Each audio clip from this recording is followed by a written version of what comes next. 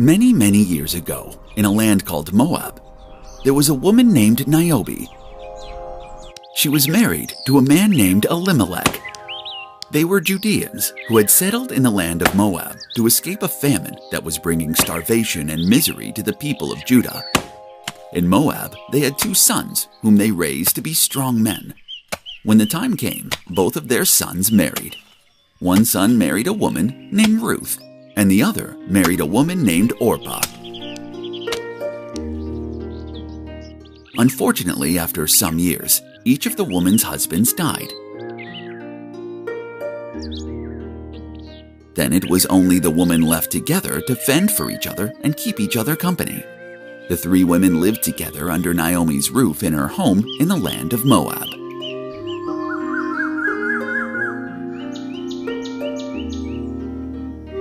One day, several years after all their husbands had passed away, Naomi gathered her 2 sons' wives, Ruth and Orpah, and told them she had something important that she wished to discuss with them. My dear daughters, there is something important I must say to you both. Since you married my sons, you have been excellent daughters to me. You were wonderful wives to my sons and have stuck by me in the years since I lost both them and my husband. But you are still both so young. You must move on and marry again. I am making plans to return to Bethlehem, where I was born, but you 2 should stay here and build new families of your own. The 2 ladies were shocked that their beloved mother-in-law seemed to be asking them to leave and move on. Ruth was especially shocked that Naomi would say such a thing. Mother, what are you saying? Are you really going to leave us, Mother? I am serious, my girls. I must leave to return to Bethlehem, but you cannot join me. This cannot be so. We love you, Mother. We do not want to leave you when you go to Bethlehem. Ruth, you must listen to me. Orpah, promise me that at least you will listen to what I ask of you. It will make me very sad to leave you, Mother. But if it's what you want of me, I will of course obey your wishes. I want to come to Bethlehem with you, Mother. You cannot, Ruth. But why not? Because, my dear Ruth, you are from Moab. Bethlehem is in Judah. If you come with me to Bethlehem, you will live your whole life as a foreigner, instead of being here in Moab with all your fellow Moabites. I do not wish for you to be separated from your beloved people. You should do as Orpah does, and stay here and raise a family. Mother, please, do not make such a request of me. I wish to go with you wherever you go. Wherever you lodge, I will lodge. Your people shall be my people, and your God shall be my God. Naomi was so moved by this that she agreed and granted Ruth permission to join her as she began her new life in Bethlehem. The 2 women began to prepare their things for their long journey through the desert from Moab to Bethlehem. Goodbye, my daughter. You have been so good to me over these years. A perfect daughter and a wonderful wife to my son. Goodbye, sister. I will think of you every day, and I am sure you have a beautiful life ahead of you, full of much happiness and joy. Goodbye, Mother Naomi. Goodbye, Sister Ruth.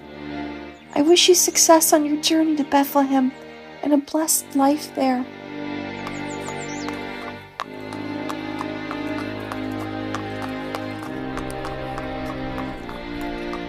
On their journey, Naomi prepared Ruth for their new life by telling her the history of Israel and Judah and the Hebrew people. She told her of the prophet Abraham, to whom God first promised the Holy Land. Naomi told Ruth about how the Hebrew people had been enslaved in Egypt. and how God contacted the prophet Moses and told him to lead his people back to the promised land. Ruth listened as Naomi told her all about how the 10 plagues fell on Egypt, leading Moses to free his people by parting the Red Sea. Naomi then learned about Moses climbing up to the top of Mount Sinai, where he was given the 10 Commandments by God. These were the 10 most sacred rules for the people of Israel to live by. Ruth found all these tales fascinating and became more and more excited to make Bethlehem her new home. Oh, Mother, I am so excited to reach Bethlehem and see the land from all of these wonderful stories of history you have told me. And so they continued onward.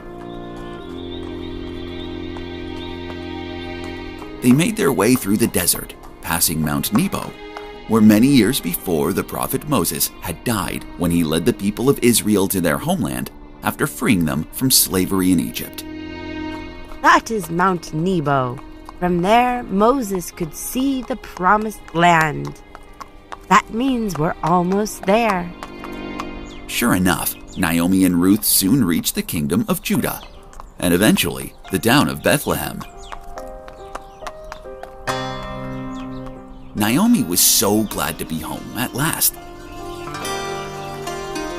Although it had been many years since she left Bethlehem, people still recognized her as she and Ruth made their way through the streets of the city. Naomi, is that you? Where are your husband and sons? Have they come back with you to Bethlehem? Hello. It is true, I have returned. After 10 long years in the land of Moab, I am finally back home in Bethlehem. Unfortunately, I am not with my husband or my boys. They have all passed away. I'm sorry to hear that. But then, who is this? This is Ruth. She was married to one of my sons before he died. I told her I was going to leave Moab and come back to Bethlehem, but she refused to let me go alone. Naomi! Don't use that name, please. Naomi was the name given to me here.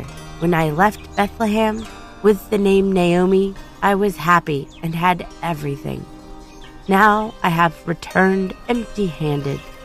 I cannot be Naomi anymore. You must call me Mara, the sorrowful one. It's okay, Naomi. You will not feel this way forever. It will pass. You are at home now, amongst your people. You are right. God has not abandoned me. He has allowed me to return, and He has given me the gift of her, my devoted daughter Ruth. I will never abandon you, Mother. Naomi and Ruth fixed up a house for themselves to live in and began to settle into their new lives in Bethlehem. Their neighbors welcomed them and helped them by giving them food to eat and help with setting up their new home.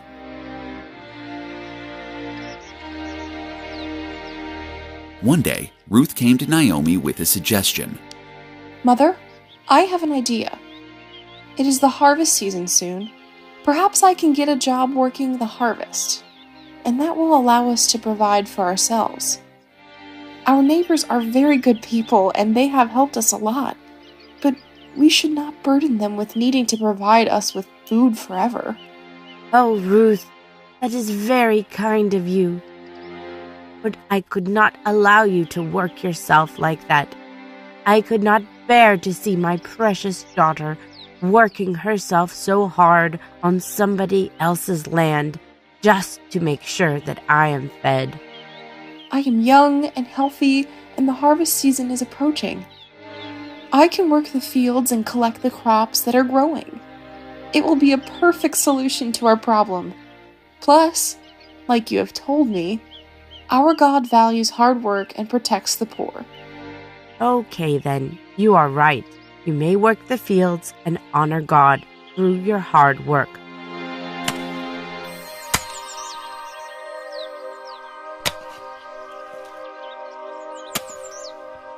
One day, as she worked in the fields to support herself and Naomi, Ruth encountered the owner of the field, a man named Boaz. Boaz received her kindly, and the two instantly liked one another. Oh my, it is so hot today. Hello, what is your name? I am Ruth. It is a pleasure to meet you. I enjoy watching you work the fields. You are a very hard worker. Thank you, sir. That night, when Ruth told Naomi about Boaz, Naomi became very excited. She encouraged Ruth that she and Boaz would make a good family. You two should be married. And sure enough, Naomi was right. Soon enough, Boaz and Ruth were happily married, and he promised to look after Ruth for the rest of his life. This brought great joy to Naomi, and all of them happily lived out the rest of their days in Bethlehem. What we can learn from Ruth is the power of dedication and loyalty. No matter what, Ruth stayed by Naomi's side. She was completely selfless and devoted herself to her mother, and then her new home of Bethlehem. Ruth is a symbol of selflessness and love, and one of the characters from the Bible who we should all try to learn from. The end.